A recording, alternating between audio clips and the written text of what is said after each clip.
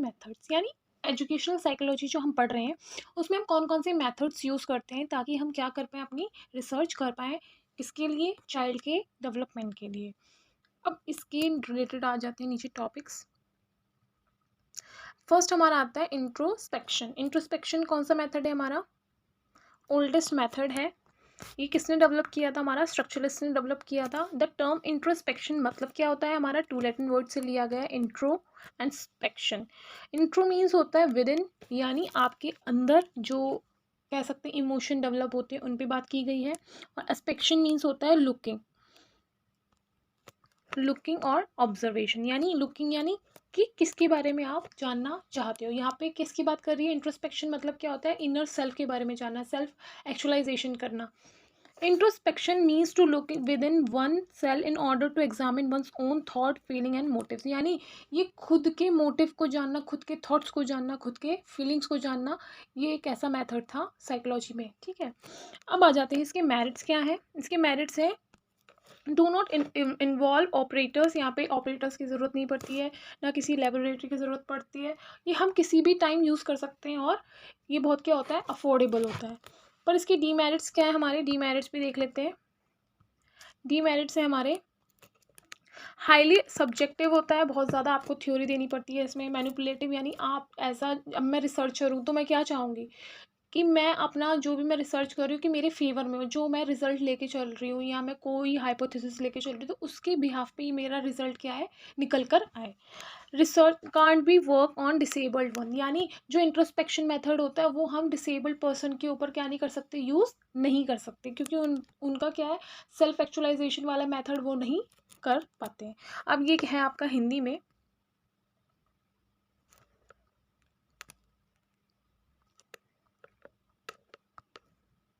अब आ जाते हैं सेकंड मेथड है आपका ऑब्जर्वेशन मेथड।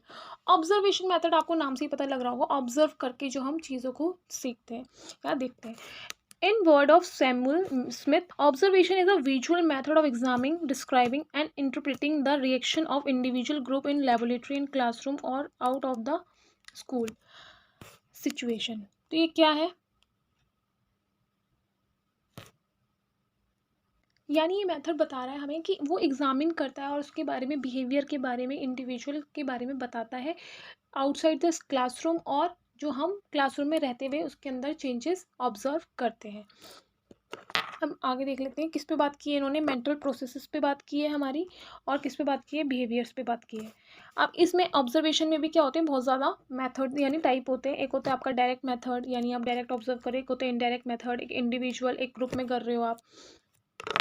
एक होता है पार्टिसिपेंट और नॉन पार्टिसिपेंट। अब आपको ऑब्जर्व तो करना है, पर ऑब्जर्व के क्या होंगे? कुछ स्टेप्स भी होंगे। आप कैसे के स्टेप्स होंगे? आपको एक प्लान मेकअप करना है आपको, यानी पहले आपको अपना क्या करना है? डाटा इकट्ठा करना है, कलेक्ट करना है कि आपको करना क्या है बेसिकली। फिर क्या करना है? Observe the behaviour with in the purpose accurately, यानी जिस चीज़ पर आपने, जिस टॉपिक पे आपने बात करी है तो उसके बिहाफ पे हमें देखना है ऑब्जर्व का बिहेवियर कैसा है। रिकॉर्ड द ऑब्जर्वेशन केयरफुली, यानी अपनी जो ऑब्जर्वेशन के रिकॉर्ड है उनको केयरफुली क्या करना है? ऑब्जर्व करना है और उसको क्या करना है? रिकॉर्ड करना है। एनालाइज ऑब्जर्वेशन साइंटिफिकली, यानी हमें कौन से साइंटिफिक मेथड से हमें क्या करना है? उसको एनालाइज करना है, वो भी हमें क्या करना है? डिसाइड करना पड़ता है। इंटरप्रेट और जनरलाइज द डाटा, यानी जो आपने ऑब्जर्व किया है उसको क्या करना है? हमको जनरलाइज करके उसका क्या देना? हमें रिजल्ट निकाल के देना रहता है। तो ये आपके क्या है? ऑब्जर्वेशन के स्टेप्स होते हैं, ये बहुत ज़्यादा इंपॉर्टेंट है। अब आ जाते हैं इसके मेरिट्स पे। मेरिट्स क्या है इसके?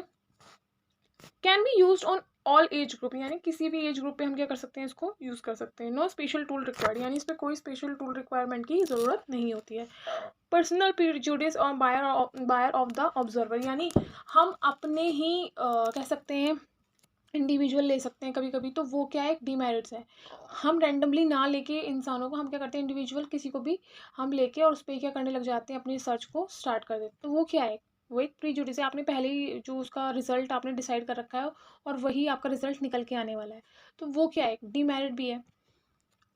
अब 100% ये क्या नहीं होता? एक्यूरेट नहीं होता है।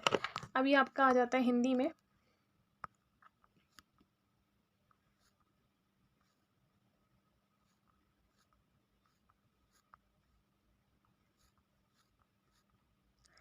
Experiment method. अब एक्सपेरिमेंट मेथड क्या होता है? एक्सपेरिमेंट मेथड क्या होता है? आपको पता चल रहा होगा कि शोध करके। Experiment method is considered to be the most scientific and objective method for studying behaviour, यानी ये बहुत ज़्यादा साइंटिफिक मेथड होता है किसके लिए, स्टडीज़ के लिए, कि इसमें क्या होता है एरर के चांसेस थोड़े कम हो जाते हैं, पर इसमें बहुत ज़्यादा नॉलेज और आपके पास क्या होनी चाहिए, इंफॉर्मेशन होनी चाहिए।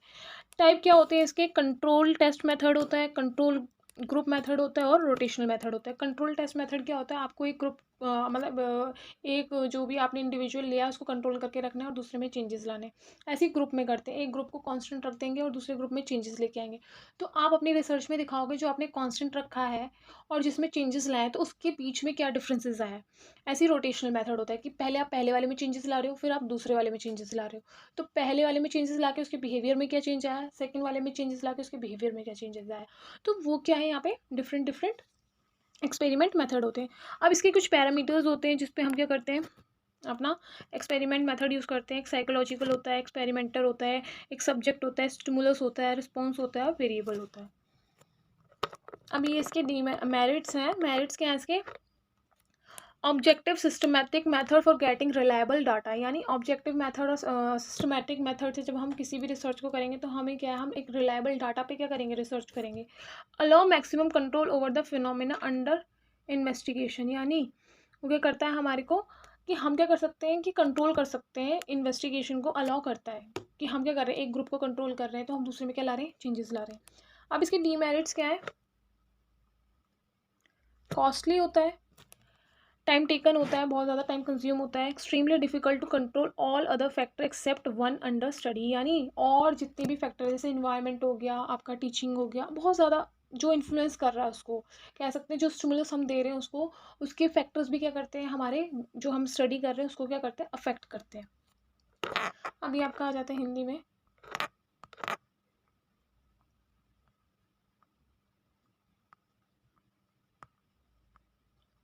अब नेक्स्ट मेथड क्या है आपका, case study method.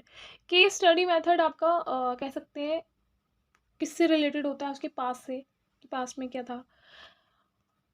A case study method is that method of a behavior investigation in which we try to study behavior in an individual all aspect by analyzing past record, present situation and future possibilities, यानी वो क्या करते हैं, future possibility पे, past के experiences पे, जो present में बच्चे में क्या है चल रहा है, वो उन तीनों पहलुओं पे क्या करते हैं, बात करते हैं।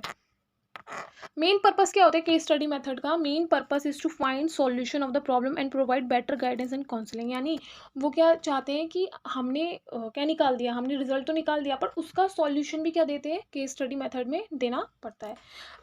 मेरिट क्या है इसके, considered all aspect of the child, यानी जितने भी पहलू है उस पर बात चलती है, क्योंकि हम पास्ट भी देख रहे हैं, हम प्रेजेंट भी देख रहे हैं, हम फ्यूचर भी देख रहे हैं। रिलायबल होता है कि एक्यूरेट निकल के आता है। सजेस्ट सॉल्यूशन, यानी एक बहुत अच्छा इसमें प्लस पॉइंट क्या होता है, सजेशन हमें क्या करते हैं, इंक्लूड करवाता है। डीमेरिट क्या होता है, बहुत टाइम कंज्यूमिंग होता है, आप पास्ट की बात करोगे, प्रेजेंट की बात करोगे, फिर फ्यूचर की पॉसिबिलिटीज़ की बात करोगे। रिक्वायर्ड टेक्निकल नॉलेज, यानी आपके पास टेक्निकल नॉलेज होना बहुत ज़्यादा इंपॉर्टेंट है। ये तो सारे मेथड्स के लिए, आप अगर आपके पास साइंटिफिक मेथड की नॉलेज नहीं है तो आप रिसर्च कर ही नहीं सकते, मेथड यूज़ ही नहीं कर सकते रिसर्च में। नीड लॉट ऑफ एफर्ट, यानी लॉट ऑफ एफर्ट क्यों बोल रहे हैं, आपको डाटा इकट्ठा का करना पड़ेगा प्रेजेंट का, फिर आपको पास्ट का इकट्ठा करना पड़ेगा, फिर फ्यूचर के लिए आपको क्या करना पड़ेगा, एक कह सकते हैं प्रिडिक्ट करना पड़ेगा। अभी आपका आ जाता है हिंदी में।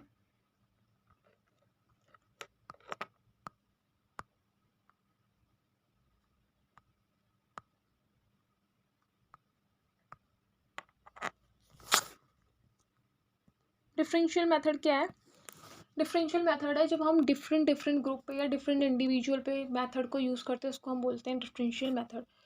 This method of studying difference with the same individual और between an individual of different group, यानी या तो हम सेम इंडिविजुअल पे क्या कर रहे हैं, उसको यूज़ कर रहे हैं, या फिर अलग अलग ग्रुप पे भी हम क्या कर सकते हैं, यूज़ कर सकते हैं। अब इसके मेथड कौन कौन से हमारे और भी मेथड हैं, इसमें हमारे कोरिलेशन मेथड आ जाता है, फील्ड सर्वे आ जाता है, लॉन्गिट्यूडनल आ जाता है, क्रॉस सेक्शनल आ जाता है।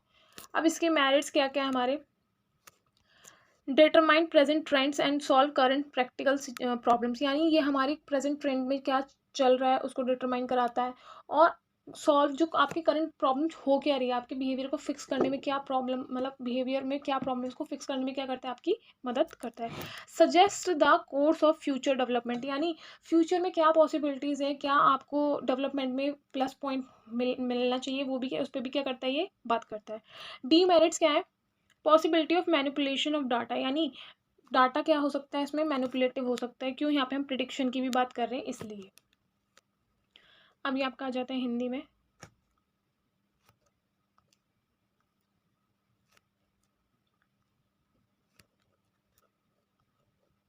This is it for today, and if you like my video then subscribe my channel. Thanks for watching my video.